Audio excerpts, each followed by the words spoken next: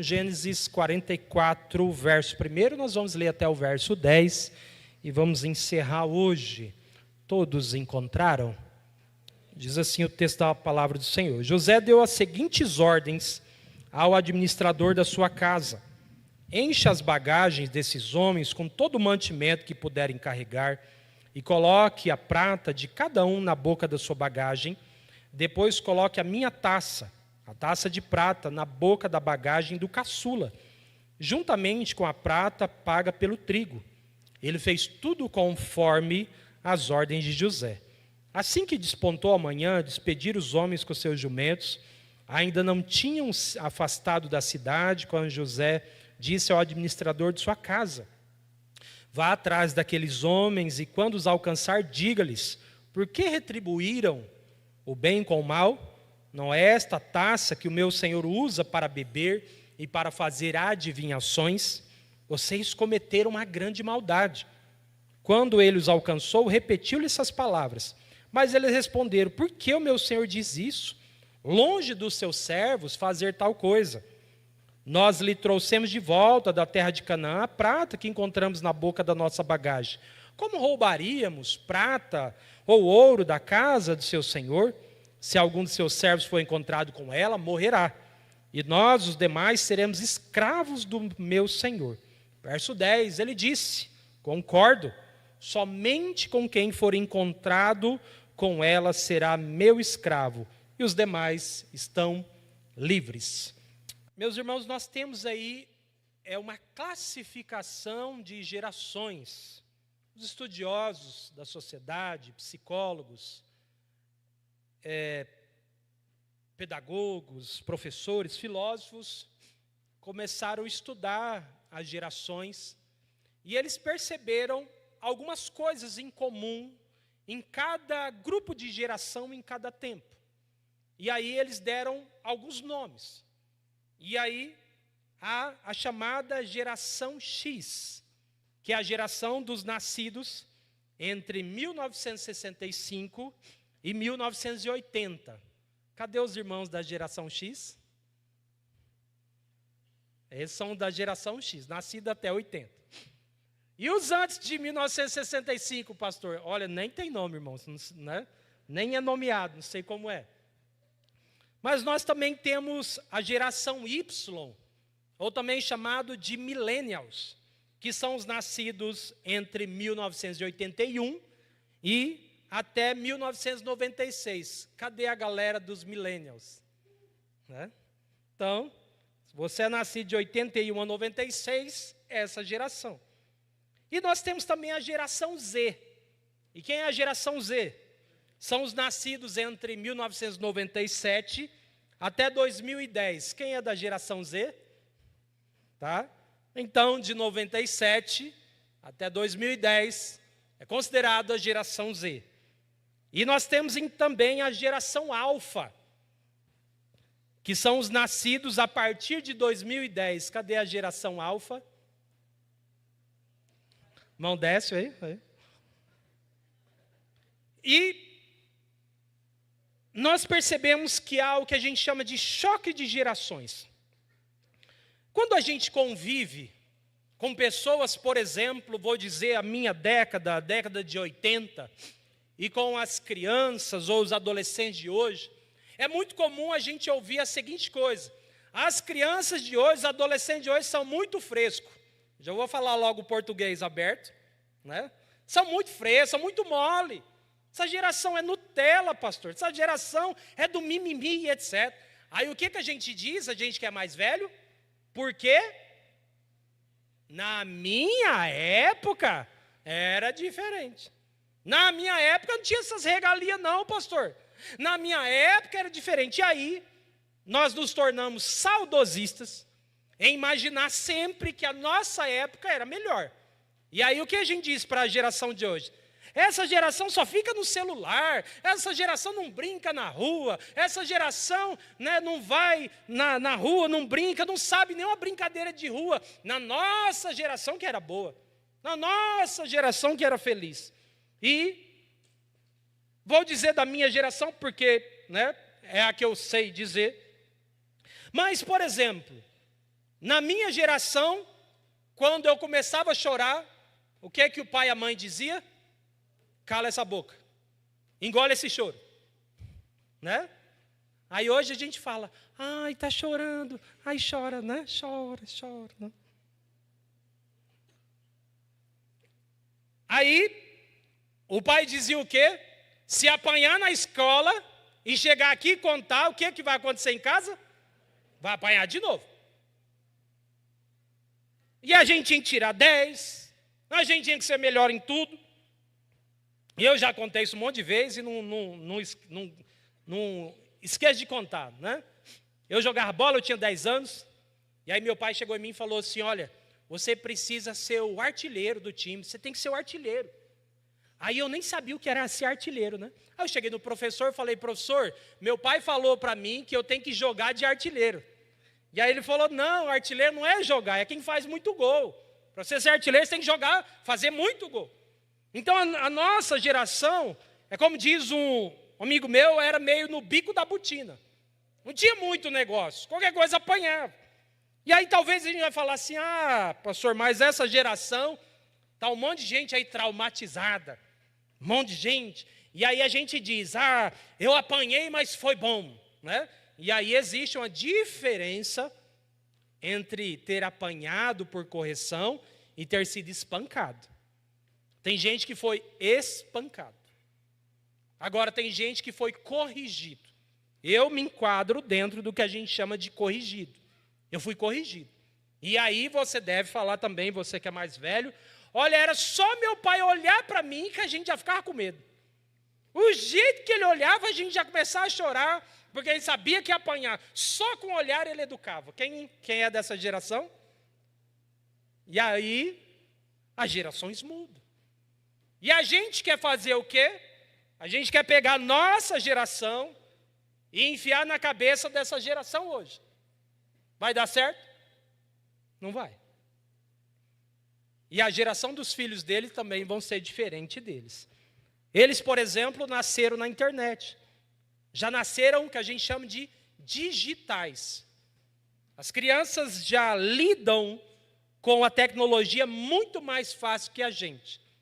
Um senhor de idade tem dificuldade para mexer no celular, pega uma criança, ele entra, ele sai, ele faz vídeo, ele faz um monte de coisa que o adulto não sabe fazer. Então são gerações diferentes, tempos diferentes, horas diferentes, e que geraram pessoas diferentes. Geraram situações diferentes. Renato, alcance meu celular, faz favor correndo aqui. Eu esqueci de anotar um negócio aqui. E aí uma frase muito legal que diz o seguinte, para a gente entender um pouco sobre a questão das gerações. Homens fortes criam tempos fáceis. Tempos fáceis geram homens fracos. Mas homens fracos criam tempos difíceis. E tempos difíceis geram homens fortes. E talvez essa seja um pouco da nossa frustração.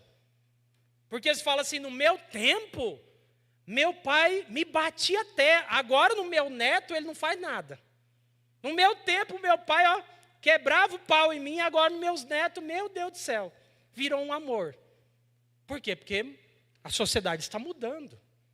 O tempo está mudando. E com essa mudança nós temos pessoas com resiliências diferentes. Nós éramos num tempo em que você perdia alguém da família, no outro dia você tinha que levantar e trabalhar.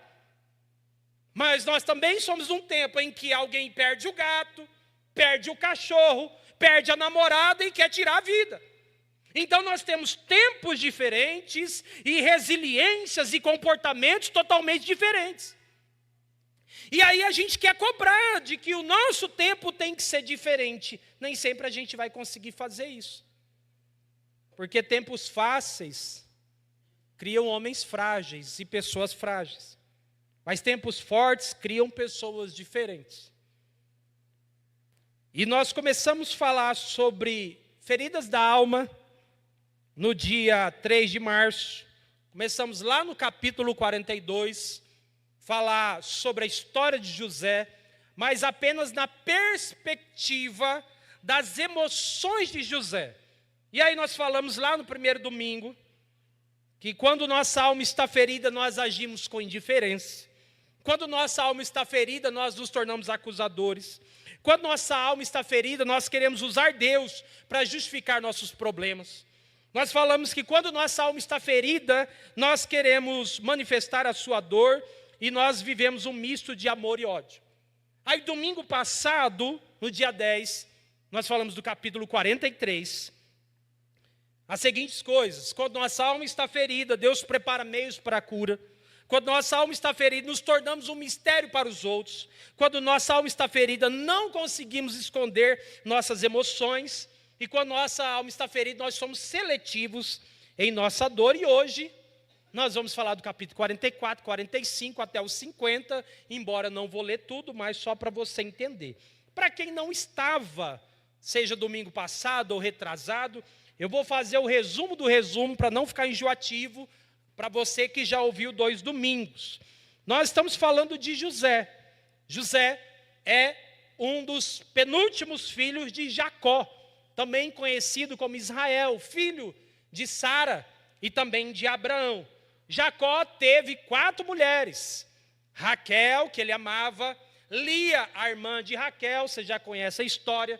Teve mais 2 concubinas, Zilpa e Bila.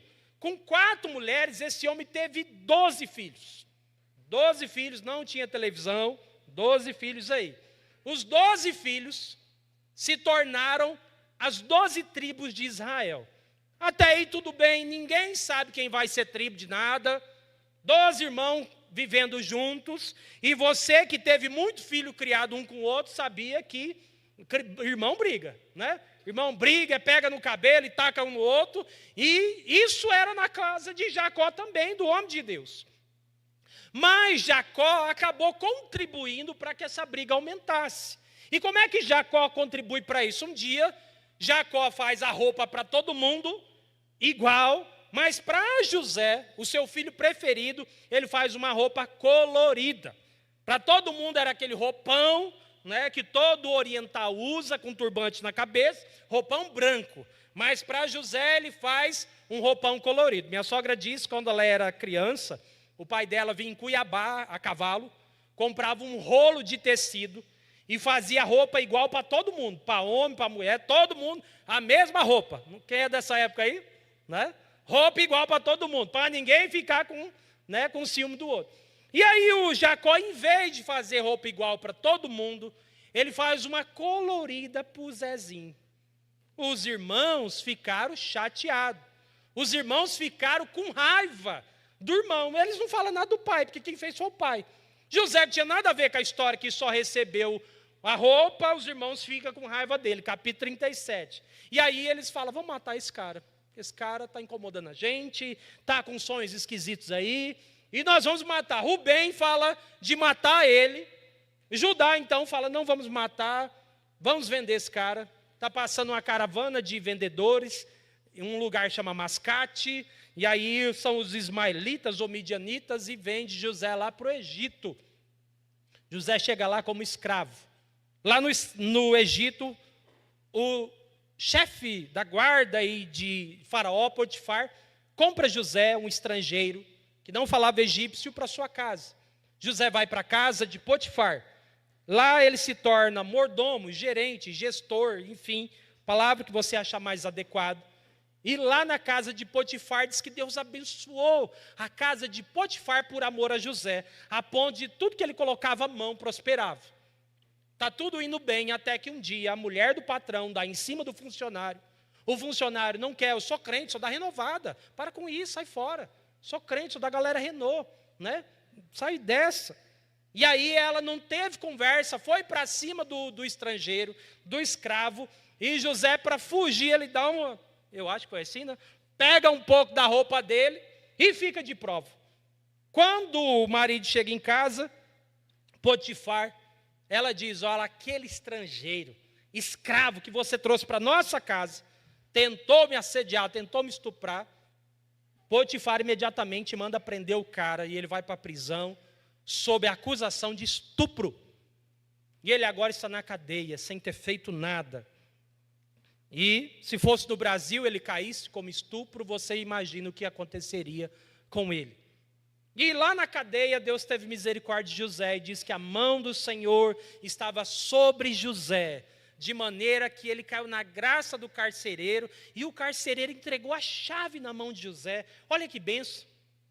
Abriu o cadeado e ia embora, né?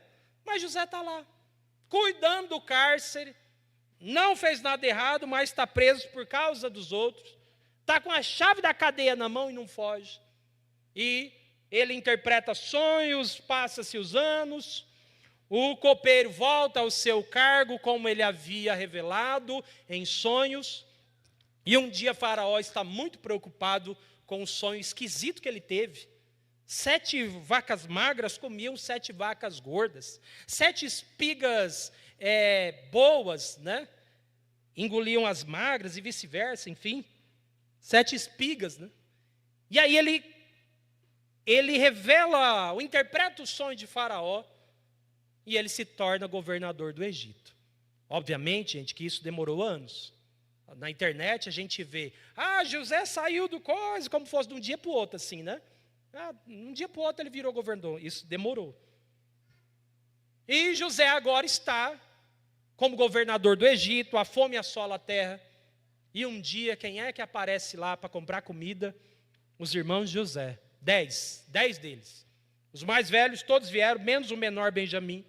José reconhece os irmãos. Em vez de José, quando vê os irmãos, já resolveu o problema, passar régua, fechar a conta, José começa a acusar os irmãos de espiões. José acusa eles. José manda prender eles, eles ficam 3 dias presos. José tira eles da cadeia. José agora diz para ele, olha, eu só vou liberar vocês se vocês deixarem um preso, deixa um preso, volta, traz o mais novo que vocês estão falando para provar a palavra de vocês se é verdadeira ou não. Se vocês provar a palavra de vocês, eu vou liberar os outros. Rubem fica preso. Os 9 agora voltam para Canaã, de jumento. Demorou muito tempo. Passado o tempo, a comida acaba, capítulo 43. Jacó diz, olha, está acabando a comida, volta então para o Egito. E aí ele diz, Judá diz, pai, o homem falou para nós, se a gente não voltar com o mais novo, com Benjamim, não adianta nem ir.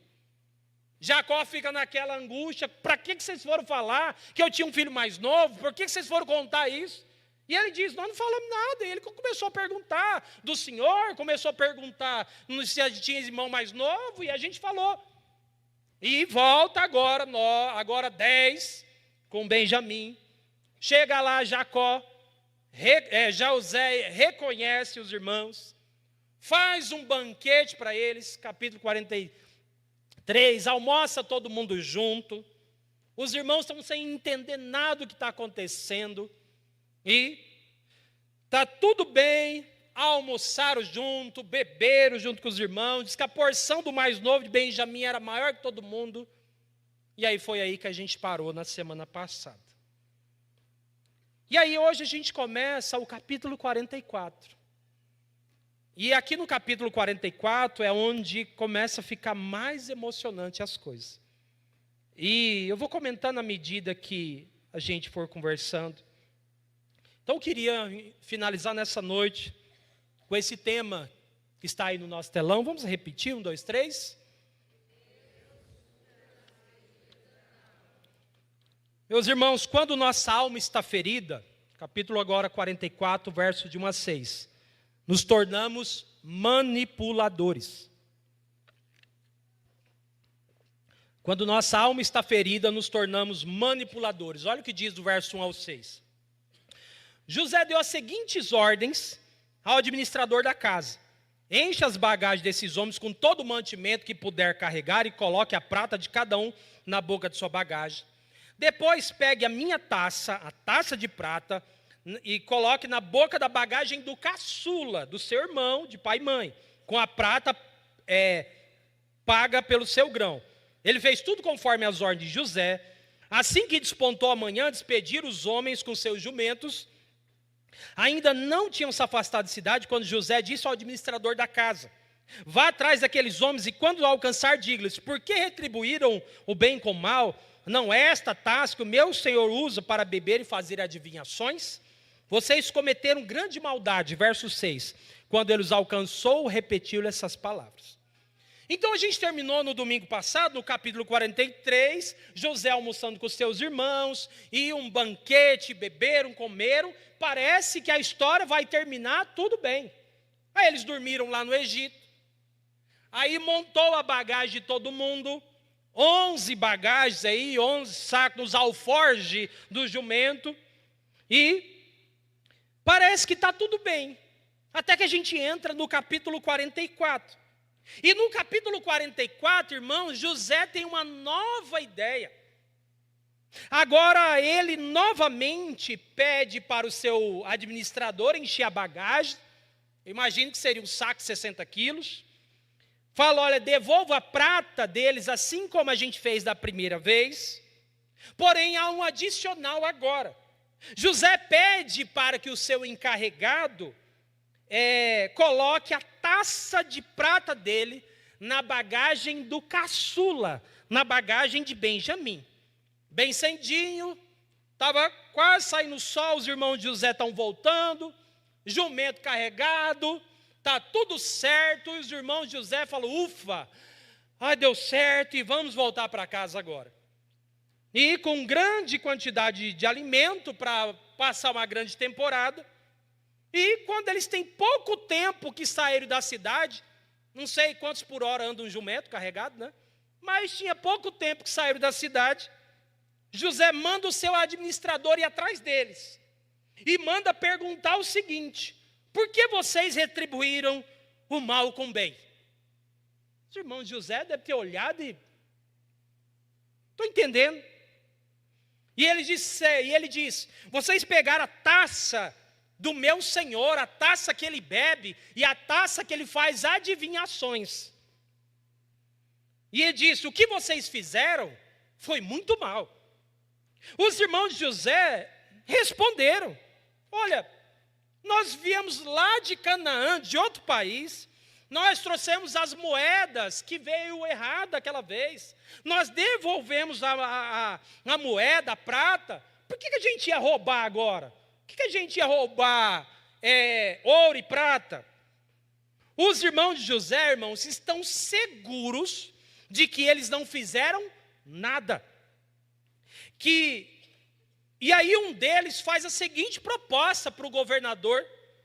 E ele diz o seguinte: olha, se alguns dos nossos servos forem encontrados com ela, morrerá. E o restante de nós seremos escravos do seu senhor. O administrador então responde no verso 10: concordo, somente com quem for encontrado com ela será meu escravo, os demais estão livres.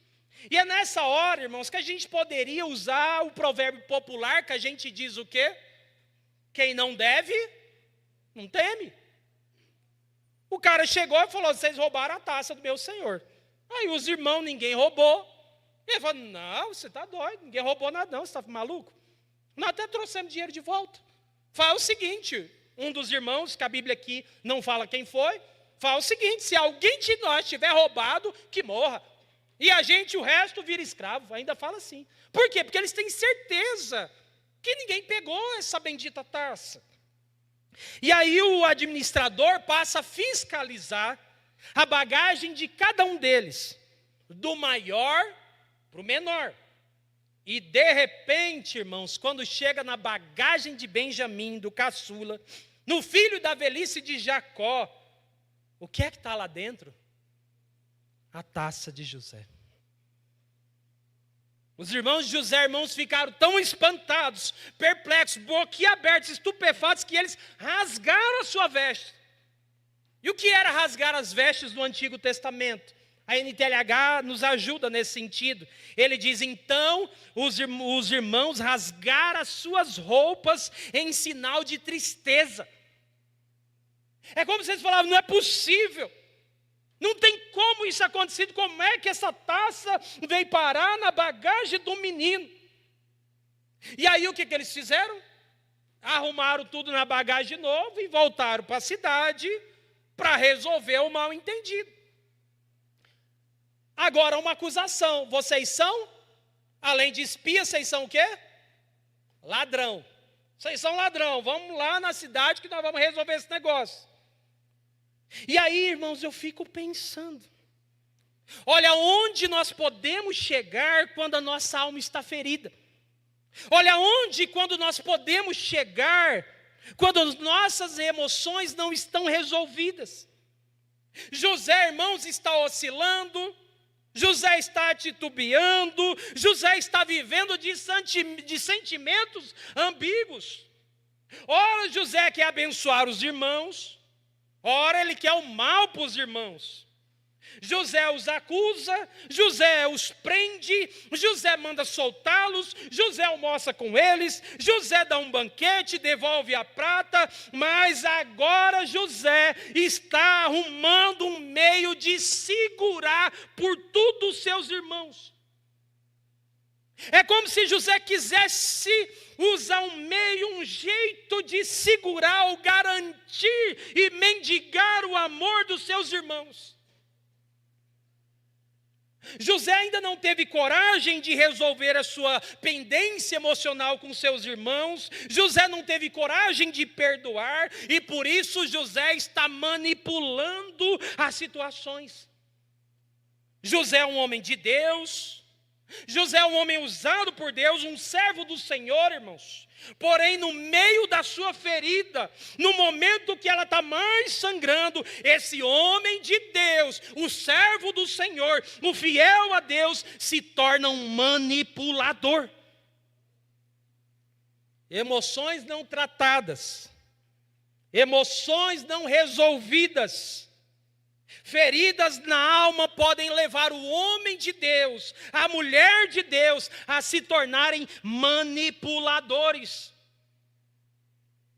José é um cara fiel, José é um cara temente a Deus, porém quando suas emoções não ainda eram curadas, José se torna um homem do coração azedo, José agora está amargo, José está aborrecido, José está mal-humorado, rabugento, chato, enjoado e está fazendo de tudo para que a história chegue nas suas mãos.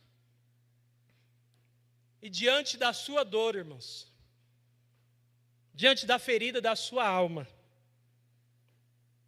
José agora se torna um manipulador consciente. Ele sabe o que está fazendo. Eles almoçaram, tudo bem, todo mundo vai voltar para casa, e eu acho que José está matutando. Não vai ficar assim não, esse negócio, está achando o quê? Fizeram mal para mim, me machucaram, tentaram me matar, tentaram me vender como escravo. E aí eu acho que ele passa a noite com aquela dor na alma, com aquele negócio, né, formigando a cabeça dele para ele pensar o que ele vai arrumar no outro dia. E quando José acorda, está tudo tramado. Ele chama o seu gerente e fala para ele, olha, amanhã você vai fazer o seguinte, enche a bagagem de todo mundo, devolve a prata, mas essa taça você vai colocar na do menor. José sabia o que estava fazendo, irmãos. José planejou o que ele ia fazer.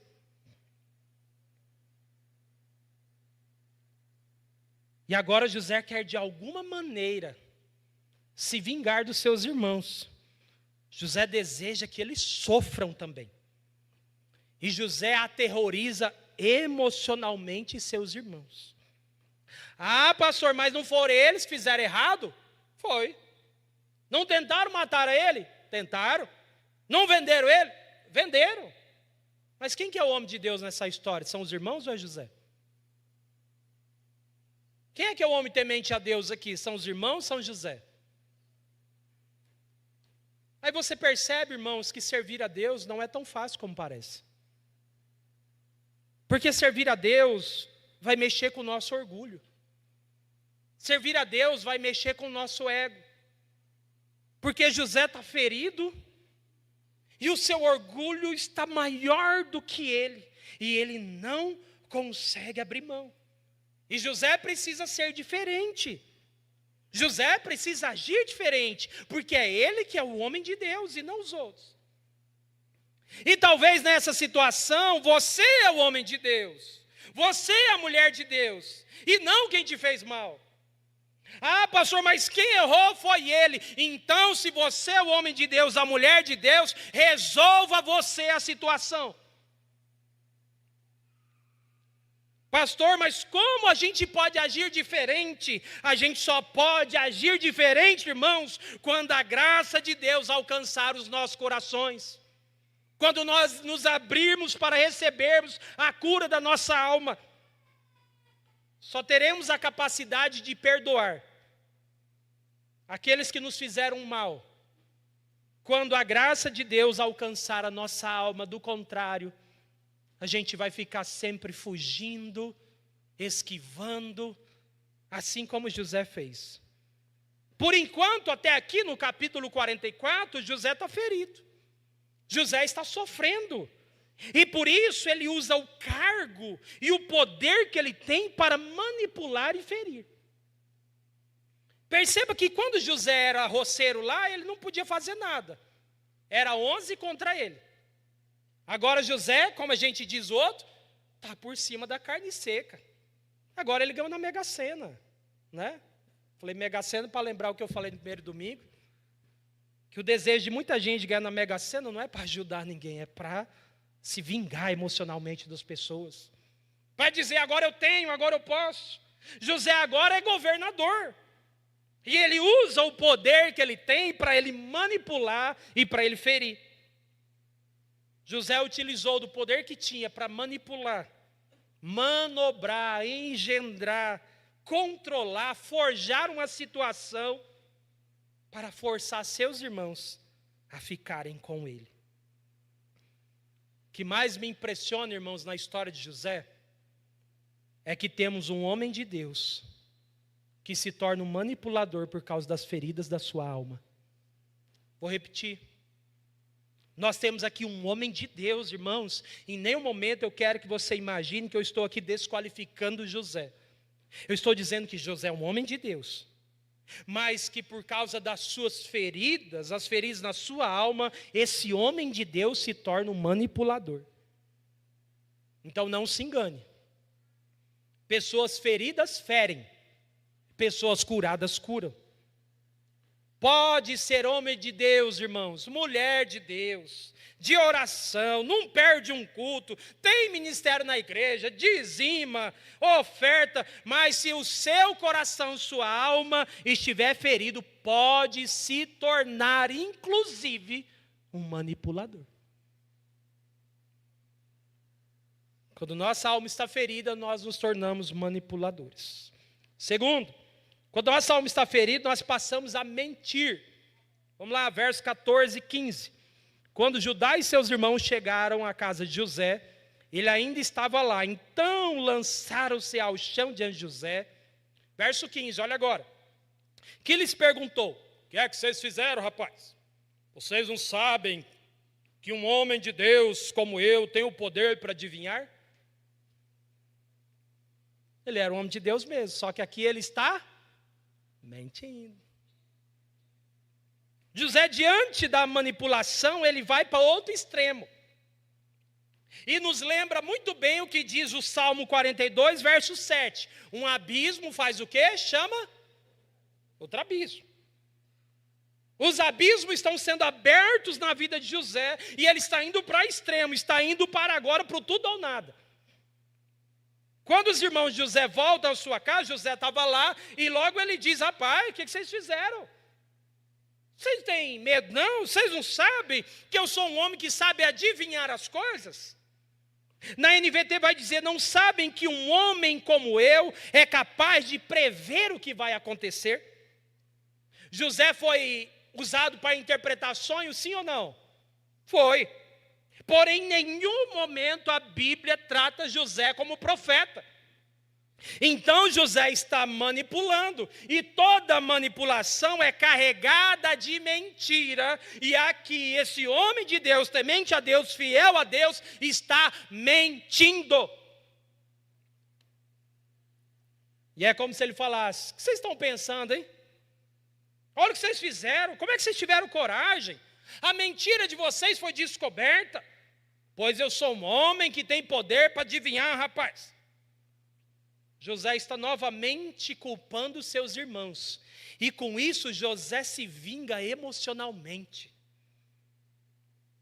José emocionalmente ele está se vingando e José está fazendo seus irmãos se sentirem as piores pessoas do mundo. As pessoas às vezes não têm coragem de matar quem as feriu. As pessoas às vezes não têm coragem de fazer violência física para quem feriu. As pessoas às vezes não têm coragem de produzir prejuízos materiais a quem te feriu, porém elas conseguem se vingar emocionalmente. Consegue fazer que a outra pessoa se torne a pior pessoa do mundo. Consegue fazer o que a gente chama de terrorismo psicológico, a ponto da pessoa realmente achar que ela é culpada de tudo o que está acontecendo. Quando a nossa alma está ferida, irmãos, nós fazemos com que os outros se sintam culpados. Porque quando o outro está culpado, isso alivia o meu coração. Ele está errado, eu estou certo. Eu estou certo, ele está errado. O culpado é ele. Se ele é culpado, eu então sou a pessoa que está livre dessa situação. Verso 16, Judá respondeu: que diremos ao meu senhor? Isso lá ainda no 44. Não, é isso. O que diremos, meu Senhor? O que podemos falar? Como podemos provar a nossa inocência? O irmão dele perguntando.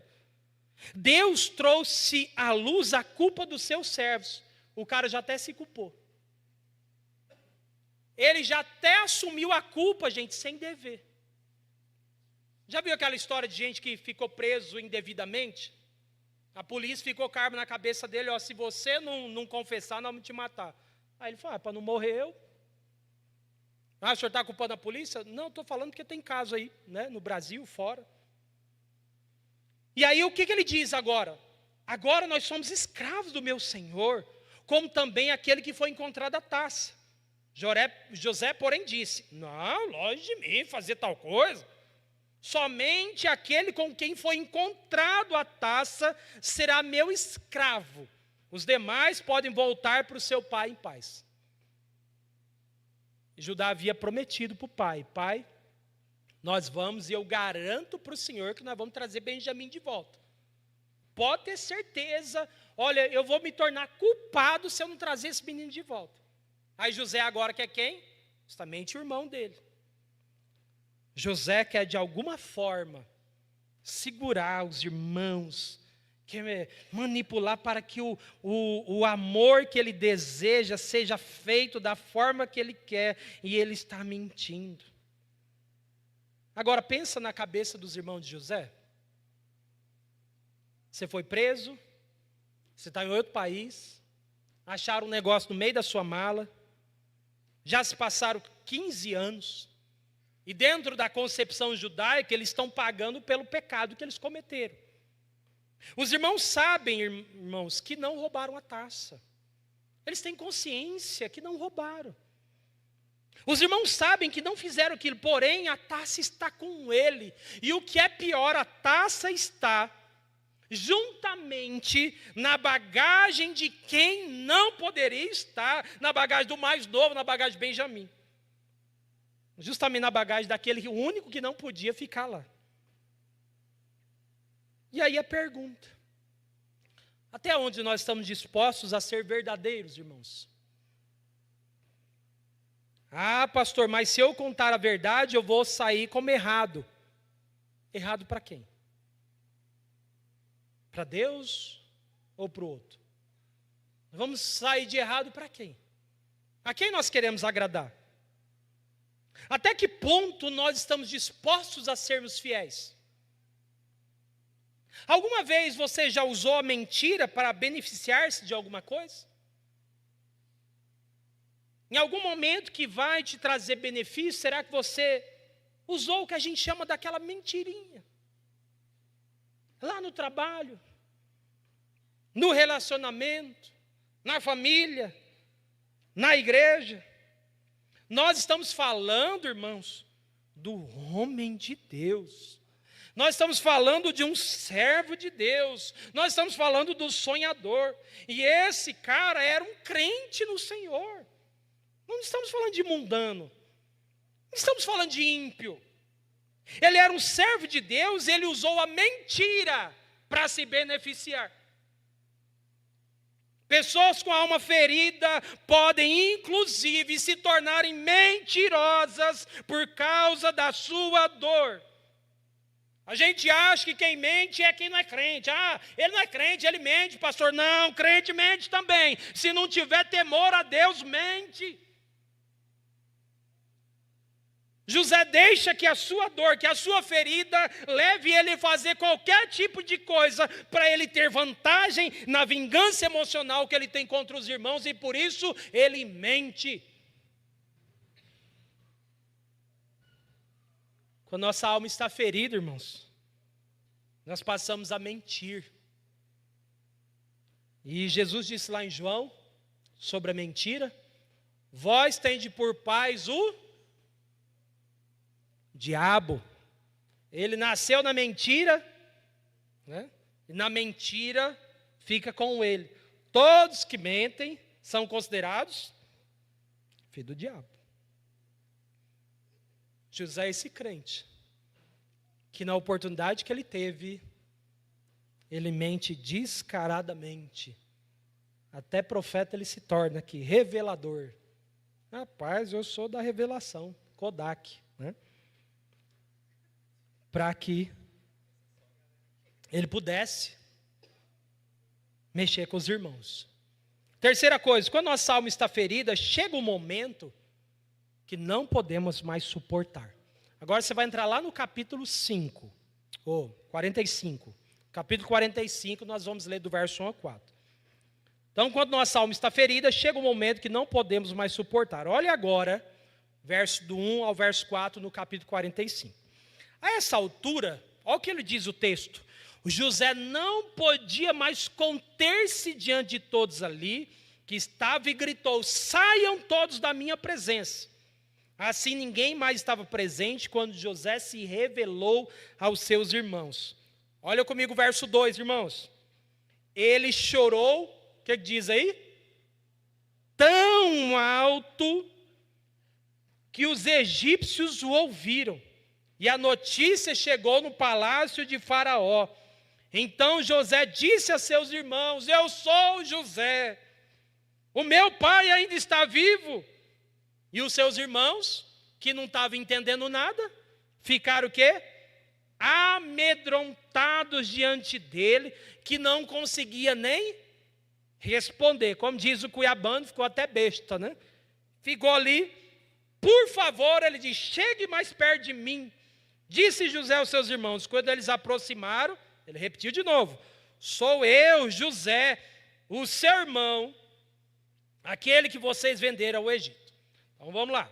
Do verso 18 ao 34, do capítulo 44, Judá vai fazer uma defesa aos seus irmãos.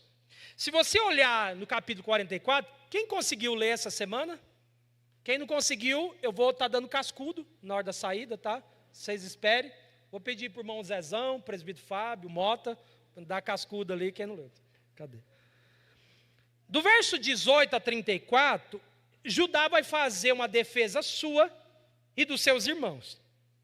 Judá revela tudo o que aconteceu na história deles até aquele momento.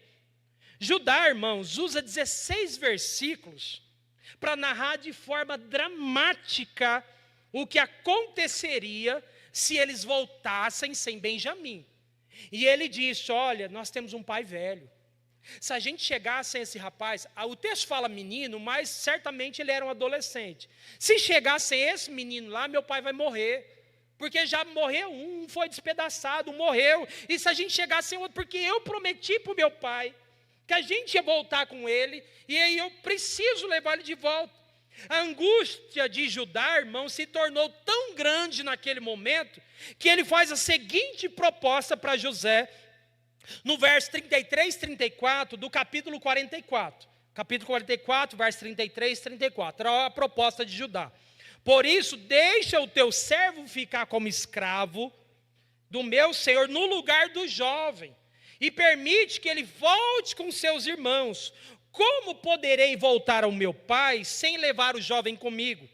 Não posso ver o mal que sobreviria a meu pai.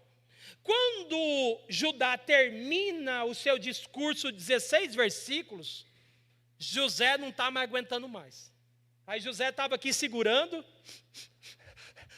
aí de repente ele manda todo mundo sair e ele dá um grito. E ele dá um grito e diz: eu sou José. E José diz que chora tão alto, mas tão alto, que o Egito inteiro vai ouvir. Mas antes da gente chegar na cura de José, é interessante a gente pensar na figura de Judá. Judá era o quarto filho de Jacó e de Lia. Você conhece, Labão era tio de Jacó. Labão é irmão de Rebeca. Quando ele foge da casa dos pais, Rebeca fala para ele: olha, vai lá para Arã, lá tem meu irmão, e olha, você tem que jurar que você não vai casar com as mulheres de Canaã e vai para lá. E aí, ele então quer casar com Raquel, porque Raquel é bonita, Raquel é chique, ele está animado, e ele faz um trato com o sogro, que ele ia trabalhar 7 anos, né? Quando o sogro desse Raquel para ele, tudo bem. E o sogro fez a proposta, essa era o dote, o presente, e na noite de núpcias, eu acho que Jacó estava tão animado, que ele não viu nem quem era quem. Quando ele acordou, né, não era Raquel, era a irmã de Raquel, a mais velha, era Lia, e o texto diz que ela era vesga. Quando ele acorda da cachaça, ele olha para o lado e tipo: o que eu fiz da minha vida? E ele corre no sogro: você me enganou, o que é isso? E o sogro diz para ele: não, pai, o que é isso? Aqui não é assim, não é bagunçado não. A mais velha casa primeiro. Se você quiser a irmã dela, você trabalha mais 7 anos. E aí ele vai trabalhar 14 anos por causa de Raquel. E aqui Judá é filho dessa, da Lia. E aí, no quarto filho, e no dia que tiveram a ideia de matar José, que Rubem teve, foi Judá que intercedeu por José, não deixando matá-lo, embora consentiu vendê-lo. Ah, pastor, mas ele deixou vender José. Ah, sei lá, o que você preferia, morrer ou ir para o exterior? Talvez para o exterior seria melhor, né? Então Judá é esse cara que intercede e não deixa que ele morresse. No capítulo 37, verso 26, vai dizer: então Judá disse aos seus irmãos: que ganharemos matando nossos irmãos? Encobrimos seu sangue, venha, vamos vendê-lo aos ismaelitas, não levantaremos a mão contra ele, afinal é nosso irmão da nossa carne. E aí no capítulo 38, há uma história estranha. Talvez, se você que é leitor da Bíblia, já deve ter feito essa pergunta: por que o capítulo 38 de Gênesis está no meio da história de José? Quem já fez essa perguntinha? Parece que não tem uma coisa nada a ver com a outra. Está falando de José, capítulo 37, aí vai falar de Judá agora. Parece que Moisés errou na distribuição do texto. Parece que é o seguinte: Moisés tinha que pôr lá no 51, embora não tenha capítulo 51, ou lá no 50, ou no 36, mas ele conta o 37, a história de José, não sei o que, foi vendido de Egito, casa de Potifar e tal, 38, Judá e Tamar. Aí você fala assim: o que tem a ver o capítulo 38 no meio da história de José? Judá, então, já era velho, teve alguns filhos. O primeiro filho de Judá morreu. E aí, ele disse, então, para o filho mais novo na sequência, né? O penúltimo. Né? E disse para ele assim: olha, você vai casar com a viúva, com a mulher do seu irmão. Porque naquela época a gente tinha uma lei chamada Lei do Levirato. A Lei do Levirato consistia no seguinte: se por acaso o marido morresse, o irmão tinha que casar com a mulher, com a cunhada. O irmão tinha que se casar com a cunhada. Então você já imaginou, né? Pensa bem como é que seria, tá bom? Né? E aí, um dos filhos de Judá não quis. Não quis, sei lá, cunhada, aí tentou o mais novo. O mais novo não queria, né, suscitar descendência, que era ter o nome da família, até que Judá disse para ela, para Tamar: olha, o meu filho mais novo é muito pequeno, vá para a casa do seu pai e fique lá. Quando esse menino crescer, for homem, ele vai casar com você. Já imaginou que coisa legal? Você vê o menino desse tamanho de Samuel, aí você fala para ele: ó, quando ele for homem, ele vai casar com você. Meu Deus do céu. Aí Tamar, chateada com a situação, ela se finge de prostituta, vai para a beira do caminho, e nesse período, a mulher de Judá morreu. Judá agora está viúvo também. E Judá é da família de quem? De Jacó, das 12 tribos. Judá, país, judaísmo, judeu, tudo desse cara. E é esse cara, um dia está passando, viúvo, diz que viu uma prostituta, porque ela tampou o rosto, ela tirou as roupas de viúva. E aí ele perguntou para ela, né, que ele gostaria de ficar com ela. E ela perguntou: o que você vai me dar para eu ficar com você? Ele falou para ela: vou te dar um cabrito. Vou mandar um cabrito lá na sua casa. Ela: então tá bom, então quero um cabrito então. E aí eles vão lá, tem relações. E nesse dia ela fala o seguinte: olha, eu quero outra coisa, eu quero o teu anel, o teu cajado e o teu cordão. E Judá entrega tudo para ela e vai embora. Agora a nora está grávida. Embora a nora é viúva e o sogro viúvo, mas é sogro e nora. Não sei se acha certo ou não, mas o sogro, sem saber, engravidou a nora que sabia. 3 meses depois, correu o boato na cidade, na comunidade: Tamar está grávida. Judá, homem de Deus, homem sério, né? Um homem de princípios, de valores, mandou chamar ela porque iam, né, açoitar ela, iria punir ela, porque como é que essa mulher está grávida? Quem é o pai dessa criança? O que essa mulher fez? Nós vamos punir essa mulher, quem é que fez isso aí? E ela diz o seguinte: olha, eu vou falar, o homem que me engravidou é dono dessas coisas. Aí ele: oi? Quem? E aí ele descobre que ele era o pai do filho da nora. História legal ou não? Tranquila? História bonita, né? Aí você pergunta para o menino: quem que é seu pai? Meu pai é o meu vô, né? Meu pai é... Aí a pergunta: o que o capítulo 38 está fazendo ali? A Bíblia é tão maravilhosa, irmãos, que Deus não esconde o pecado do seu povo. E Ele não esconde, não é porque Ele gostaria de tornar isso às claras ou jogar na cara. Mas Deus está mostrando o quê?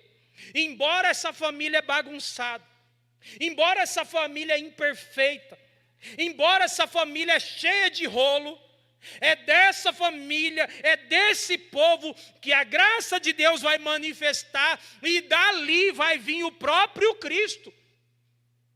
Então, quando nós olhamos uma história confusa, complicada como essa, a gente descobre, irmãos, que embora a nossa família seja complicada, a nossa família seja briguenta, a nossa família seja confusa, a nossa família está debaixo da graça de Deus, e da nossa família Deus pode levantar coisas boas, Deus pode levantar milagres, Deus pode mudar histórias, Deus pode fazer grandes coisas em nome de Jesus.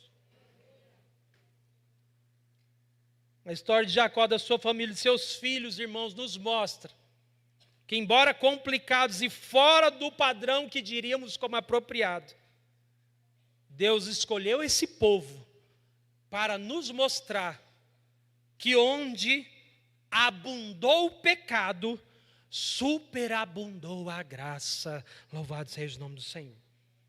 Judá então se torna um exímio intercessor. Judá, esse cara complicado, cheio de confusão, agora consegue amar de fato. Judá agora consegue sentir compaixão. Judá agora está conseguindo sentir aquilo que estava extremamente distante da sua vida no passado. Judá nos ensina, irmãos, que nós podemos errar, que nós podemos pecar, que nós podemos pisar na bola, mas nós podemos viver uma vida nova debaixo da graça e da presença de Deus. E aí depois que Judá faz toda a intercessão que chega no verso 34, diante do clamor e da intercessão de Judá, José não aguenta mais ver a sua alma sangrando, e agora José explode em lágrimas. NTLH vai dizer que José não conseguiu mais controlar a sua emoção, José não conseguiu mais se conter, e ele chorou tão alto que os egípcios ouviram. E aí ele conta, ele se revela. Assim como José, irmãos, a gente vai segurando, a gente vai guardando, a gente vai somatizando, socando, se empanturrando de dores, de angústias, de traumas, de rancor. As doenças vão pipocando no nosso corpo, até que chega uma hora que a gente não consegue mais segurar, e aí é a hora que a cura vem. José não aguenta mais fingir, irmãos. José não aguenta mais simular, não aguenta mais manipular, mais fingir. José agora tira sua máscara de durão, de governador, de homem forte, e chora tão alto que o texto vai dizer que os egípcios ouviram. José se revela aos seus irmãos, porque ele não aguentava mais lidar com essa dor na sua alma. José não quer mais uma vida dupla. José não quer mais dor, queridos. José não quer mais lágrima de sofrimento. José agora até quer chorar, mas ele quer chorar de alegria. Demorou, irmãos, 15 anos se passaram, mas a cura veio. 15 anos sem abraços, 15 anos sem diálogos, sem carinho, sem bate-papo, sem conversa à toa, sem brincadeira, sem risada, sorriso fácil. 15 anos se passaram, e por que eu vou ficar ainda mantendo essa postura de durão e com ferida na minha alma? Agora José quer virar a página das emoções da sua vida. A semelhança de José há muitos aqui nessa noite. Pessoas que estão carregando rancor, dores, lágrimas, sofrimentos. E eu digo para você, você está perdendo tempo. Como tudo poderia ser diferente se você deixasse Deus curar a sua alma. E a gente vai carregando isso. E você sonha com isso, e você não esquece isso, e chega aquela pessoa, você vai pelo outro lado, chega outro, você vai por lá. Quanto tempo passou até que José pudesse deixar o seu coração chorar? E o dia que ele chorou tão alto que o Egito ouviu. Chore nessa noite. Deixe a gente ouvir a tua lágrima nessa noite, teu choro. Porque agora o choro de José é choro de cura. O choro de José agora é choro de alívio. O choro de José agora é choro de vitória. O choro de José agora é choro de alegria. Quando a nossa alma está ferida, chega um momento que a gente não consegue mais suportar. Se desarme nessa noite. Abra as portas do seu coração e deixe Deus curar a sua alma. Para finalizar, quando nossa alma está ferida,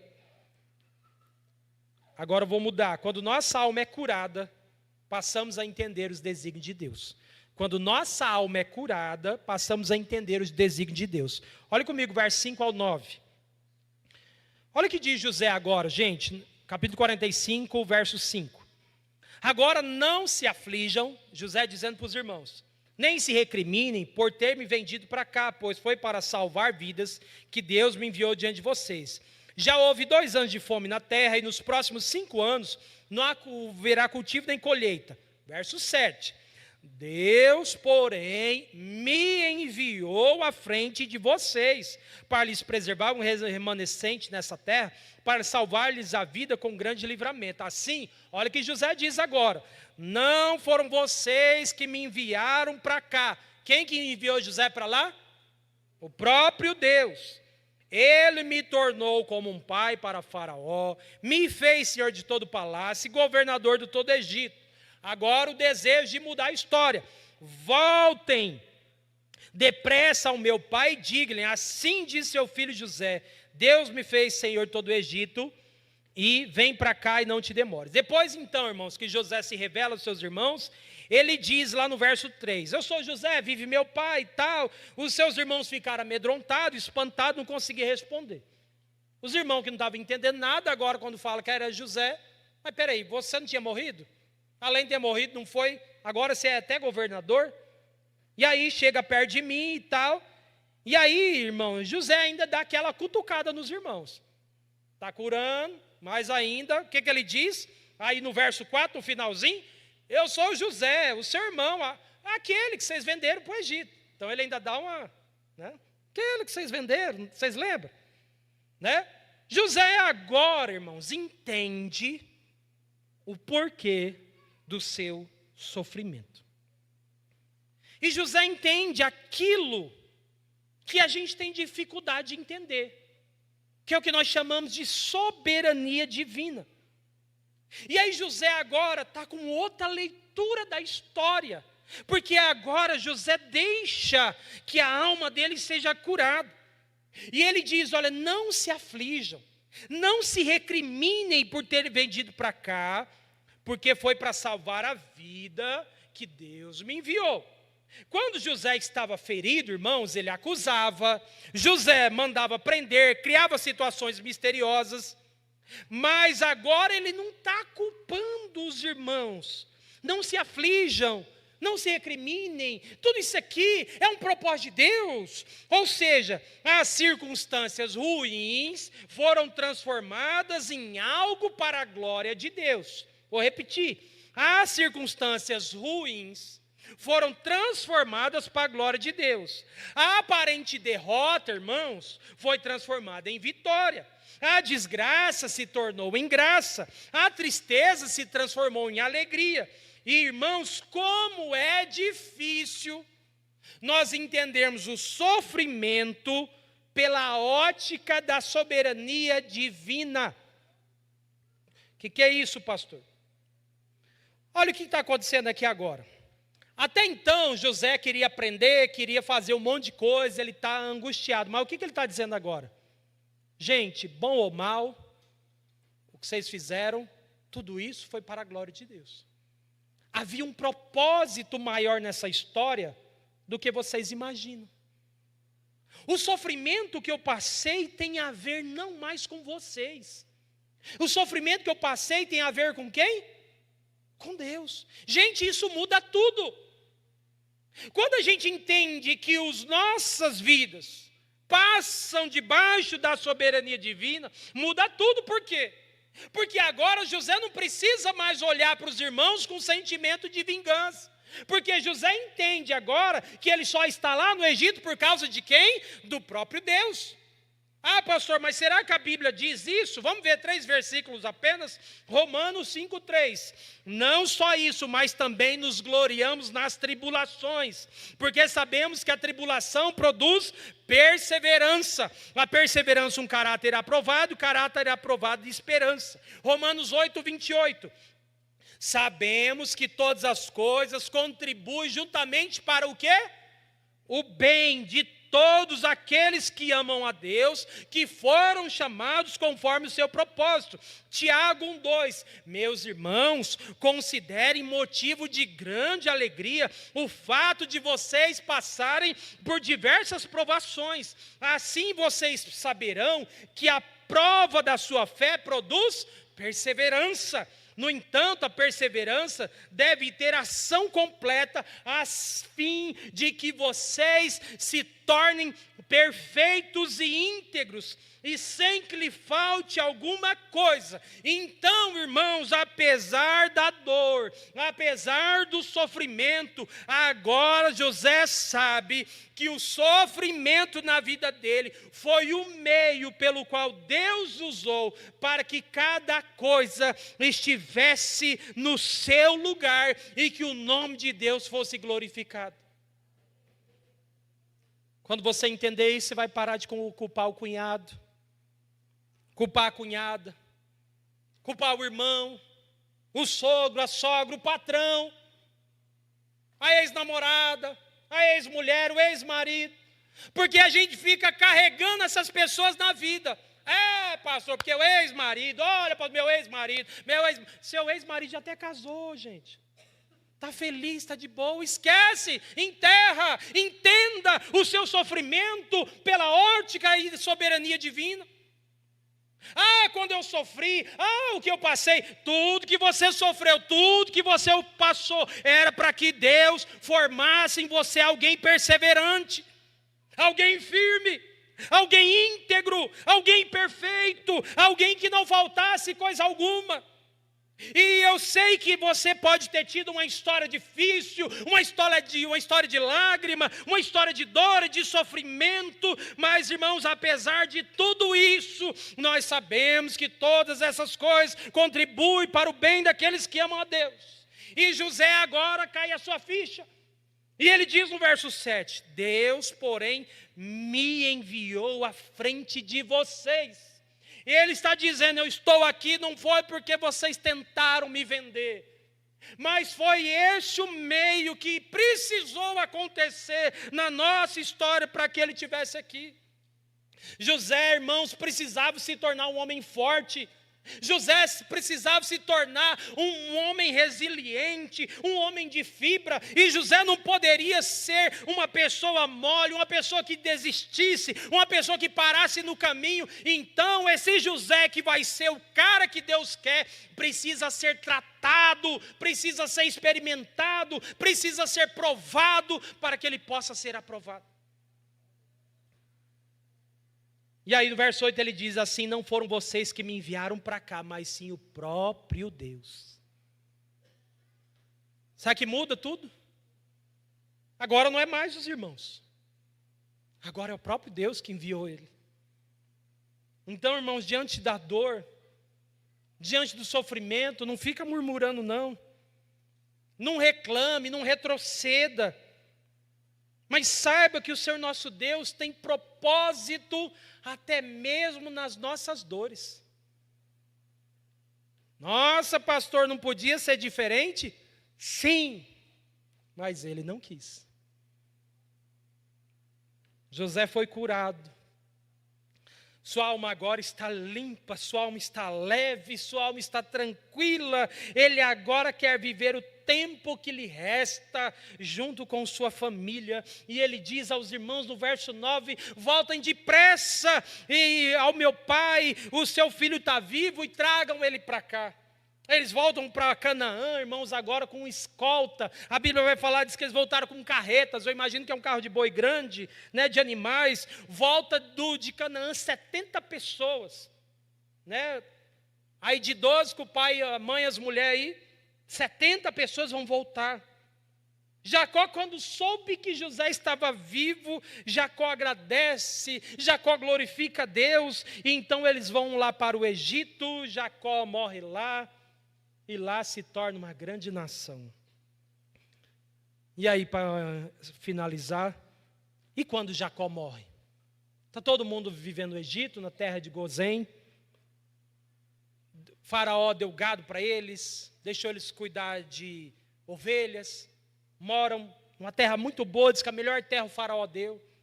Pensa, os irmãos do governador, o filho do governador, todo mundo está lá de boa. Até que Jacó morre. Quando Jacó morre, os irmãos de José ficaram preocupados. Falaram, vixe, agora nosso pai morreu. E aí ele diz assim, olha o que diz 50:15. Capítulo 50, verso 15.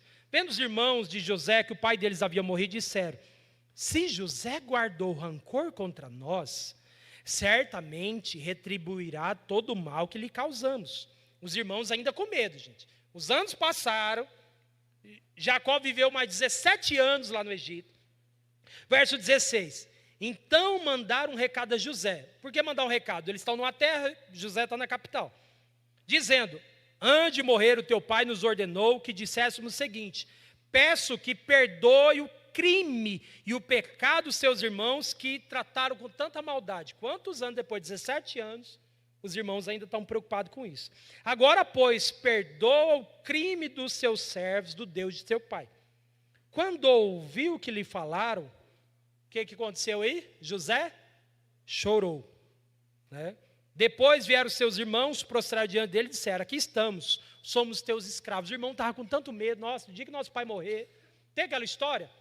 A gente se dá bem ainda porque nosso pai está vivo, porque o dia que nosso pai morrer, nós vamos se matar. E aí eles pensaram isso: olha, Jacó morreu, agora vai dar problema. Verso 19, José agora com a alma curada, José agora com a alma lavada. Não tenham medo. Olha o que José diz agora, irmãos: estaria eu no lugar de Deus?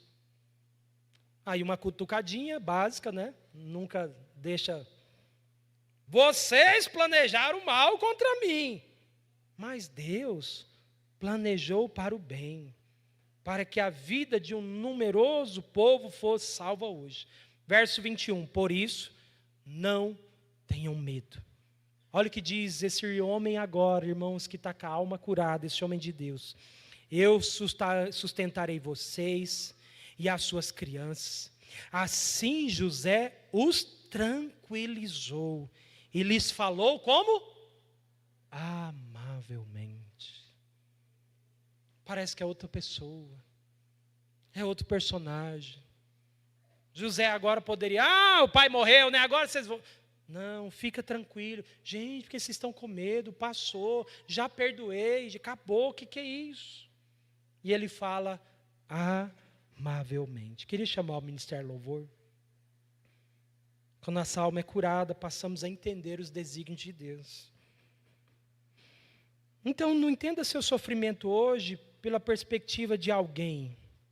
Alguém fez, alguém deixou de fazer. Entenda que Deus permitiu situações acontecerem. Para quê, pastor? Mas logo eu, logo você, logo eu, logo o outro, logo todo mundo a gente.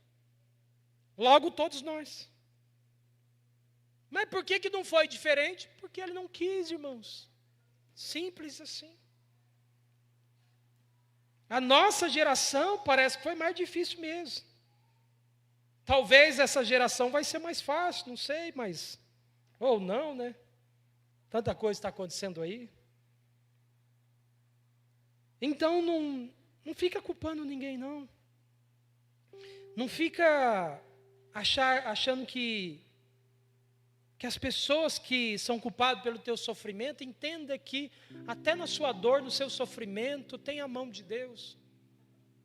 A Deus faz sofrer? Não. Deus permite o sofrimento. E Deus faz isso, gente, para a gente, vou usar o termo que meu pai pernambucano usava, para virar homem.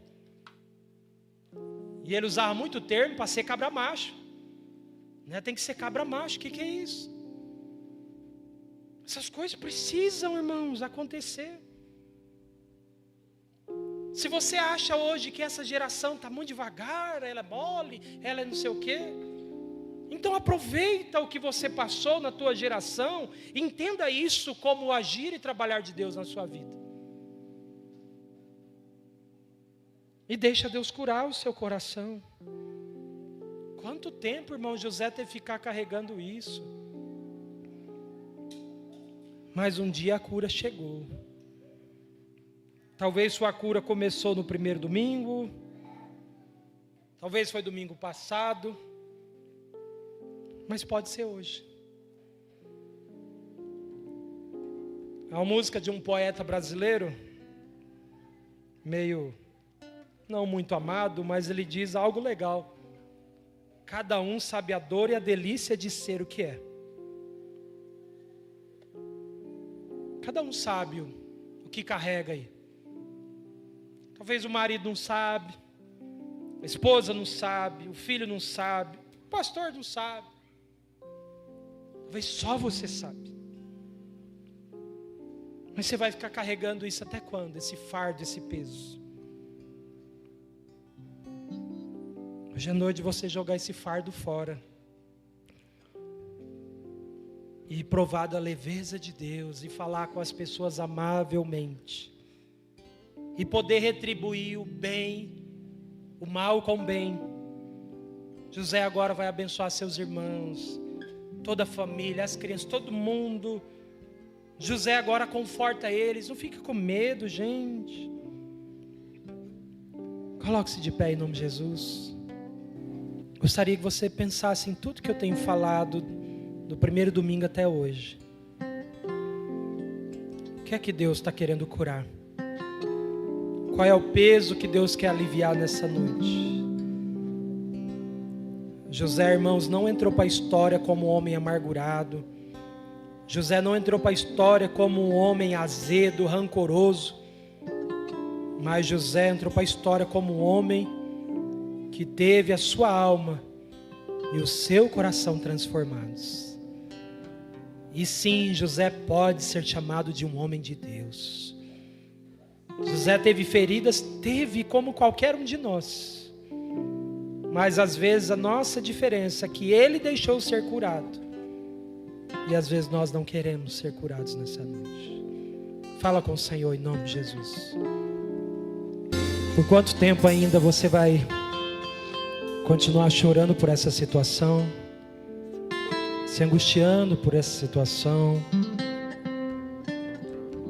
Quando o Senhor quer trazer alegria para a tua alma. Quer te fazer completo, te fazer inteiro. Sem pendências. Sem acerto de contas. E só você pode fazer isso. Só você pode nessa noite entregar o fardo pesado que você carrega na tua alma. Eu não sei que decisão você vai tomar depois de hoje, depois desses 3 domingos.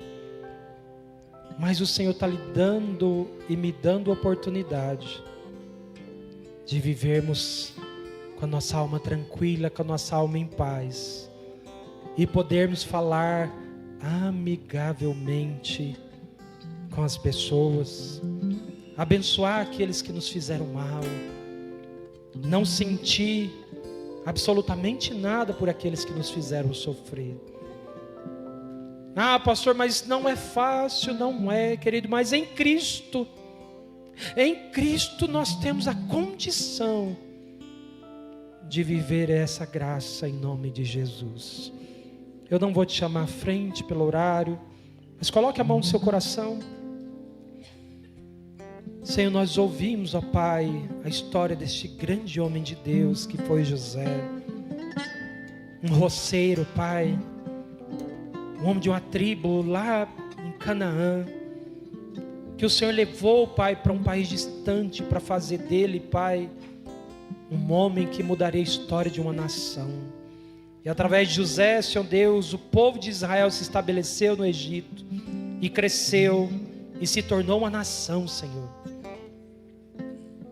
Mas esse homem, Pai, passou por tantas coisas, por poucas e boas, que o fizeram, Pai, sofrer, amargurar, ficar azedo, amargo.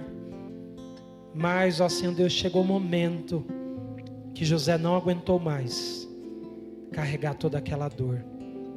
Então ele chorou, abriu seu coração, se consertou com seus irmãos, com o Senhor, com a vida e com a história. E a vida dele foi diferente. Faça isso em nós, ó Senhor. Nos dê a oportunidade de zerarmos as pendências. Nos dê a oportunidade, Pai, de zerarmos as contas. Lava nossa alma nessa noite, Pai, que nós possamos perdoar aqueles que nos ofenderam. Que nós possamos pedir perdão àqueles a quem nós temos ofendido. Não nos deixe, Senhor Deus, continuar vivendo com pendências emocionais na nossa vida. Obrigado pela Tua palavra. Obrigado, Senhor Deus, porque até aqui nos ajudou, Senhor, por isso estamos alegres. Nos deu uma noite de descanso e paz, um sono reparador, uma semana de bênção em Tua presença, Senhor. E que essa palavra possa ficar marcada nos nossos corações, para que nós possamos estar sempre curados, para que possamos viver bem conosco, com o próximo e contigo, em nome de Jesus. Amém. Você pode aplaudir o Senhor. Louvado seja o nome do Senhor.